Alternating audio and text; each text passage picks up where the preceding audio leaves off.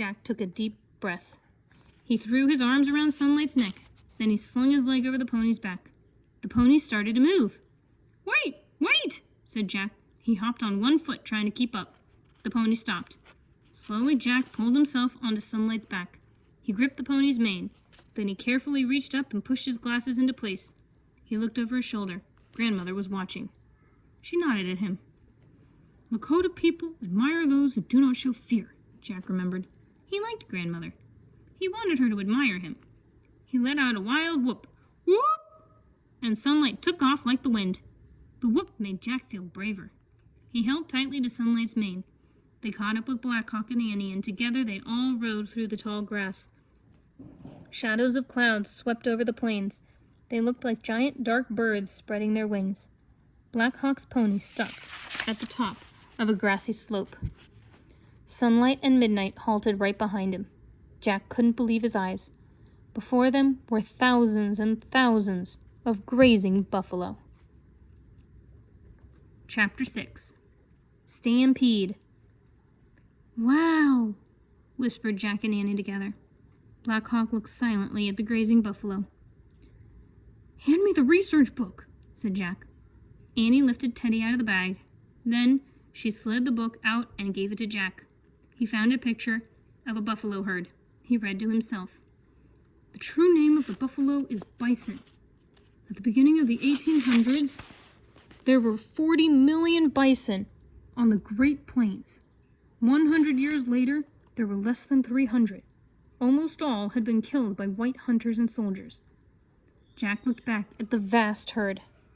As far as he could see, there was nothing but buffalo.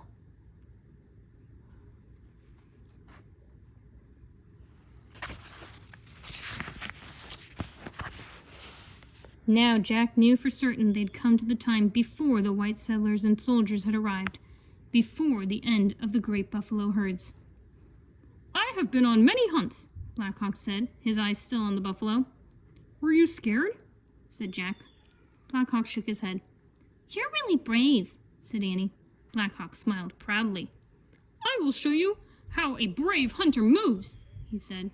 He slid off his pony. "Wait, your grandmother said not to hunt," said Annie. "Please, you don't have your wolf suit." "I am not afraid," said Black Hawk. "I don't think you should go down there." "Yeah, there's no grown-ups around." But Black Hawk wasn't listening. He began creeping on all fours toward the buffalo. "I have a feeling something bad is going to happen," said Annie. Jack had the same feeling. He looked back at the book. A bison can weigh 2,000 pounds and stand at 6 feet high. If one becomes alarmed by a hunter, he might start running and set off a terrifying stampede. Jack looked back at Black Hawk. He was creeping closer and closer to the herd. Jack's heart pounded.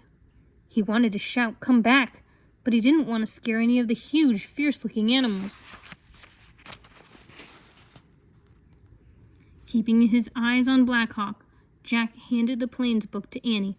She slid it into the bag beside Teddy.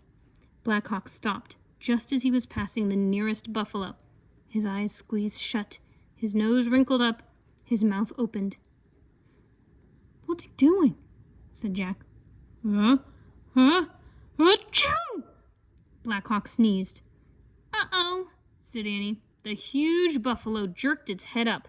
It made a low moaning sound. Roar! Then it pointed its horns and charged. "Watch out!" cried Jack. Black Hawk threw himself out of the way of the charging buffalo. A ripple went through the herd as other shaggy animals looked up. Suddenly, Teddy jumped out of Annie's arms. He landed in the tall grass and ran toward the buffalo. "Teddy!" shouted Annie. The dog tore down the hill. He bounded along the edge of the herd, barking furiously. "Teddy, come back!" cried Annie. She slid off her pony and ran after Teddy. Jack tried to see Black Hawk. The boy was still dodging the running buffalo. He looked tired. Jack took a deep breath. "Go to Black Hawk," he said, nudging Sunlight on his knees. The golden pony charged down the slope, ran between the buffalo. "Black Hawk!" Jack shouted. Black Hawk started running toward Sunlight. The buffalo swerved behind him. Sunlight slowed as Black Hawk got near. The boy threw himself over the golden pony's back. He held on to Jack as Sunlight veered away from the buffalo and ran back up the slope. "Where's Annie?" Jack cried as they reached the top. "There," said Black Hawk, pointing. Annie was surrounded by buffalo. Calm buffalo. She was patting them and talking to them. The buffalo near her had stopped running too.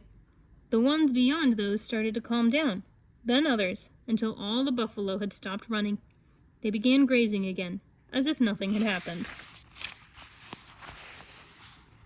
Chapter 7. White Buffalo Woman. "She has good medicine," said Black Hawk. "Annie doesn't have any medicine," Jack said. "She just has a way with animals." Black Hawk was silent. He climbed back on his waiting pony. Then he rode down toward Annie. Jack followed. Annie's pony trailed behind. Jack turned to Jack and Black Hawk. Annie turned to Jack and Black Hawk as they rode up to her. On her face was a look of amazement. "You wouldn't believe what happened," she said. "You stopped the stampede," said Black Hawk. "But it wasn't just me," said Annie. "What do you mean?" asked Jack. "I was trying to find Teddy," said Annie, "and I got in the way of the buffalo. I couldn't escape, so I held up my hands and shouted, 'Stop!' Then out of nowhere, a beautiful lady in a white leather dress came to help me." "You saw a lady in white?" asked Black Hawk. His eyes had grown wide. "Yes," said Annie. "She held up her hands and the buffalo stopped running. Then she disappeared." "Where's Teddy?" said Jack. Annie gasped. "I don't know. I forgot about him," she said. "Teddy! Teddy!" Arr, arr. The little dog came bounding out of the grass toward them. Annie scooped him up.